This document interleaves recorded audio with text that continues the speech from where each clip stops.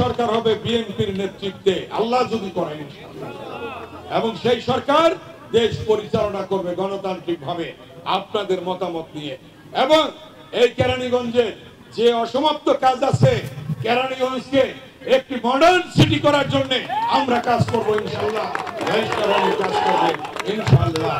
তাই আমি আমার বক্তব্য দীর্ঘায়িত না করে আপনাদের আজকের এই যে নুরনডি আইডিয়াল স্কুল, এই স্কুলে ছাত্রছাত্রীরা যে লেখাপড়া করছে, আরো ভালোভাবে লেখাপড়া করে আগামীতে আরো ভালো ফলাফল করবে, এটাই আমাদের প্রত্যাশা।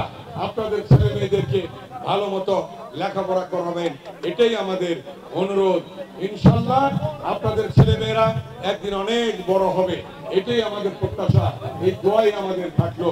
এই কথা বলে সকলকে ধন্যবাদ জানিয়ে আমার বক্তব্য এখানে শেষ করছি। এবং তার আগে এই এলাকায় কোনো মাদক দ্রব্য থাকবে না, এই এলাকায় কোনো মদ, গাঁজা, হিরোইন, ফেন্সিডিল, ইয়াবা কেউ খেতে পারবে না। এই এলাকায় কেউ কোনো চাঁদাবাজি করতে পারবে না। এই এলাকায় কেউ কারো উপর জুলুম করতে পারবে না। এই এলাকায় কেউ কারো জমি দখল করতে পারবে না। এই এলাকায় কেউ কোনো অন্যায় অত্যাচার করতে পারবে না। এই এলাকার মানুষ শান্তিপ্রিয়, কেরানীগঞ্জের মানুষ শান্তিপ্রিয়। আজকে হিন্দু, বৌদ্ধ, মুসলমান, খ্রিস্টান সকলে মিলে সুন্দরভাবে সাম্প্রদায়িক সম্প্রীতির মধ্য দিয়ে আমরা বসবাস করবো ইনশাআল্লাহ।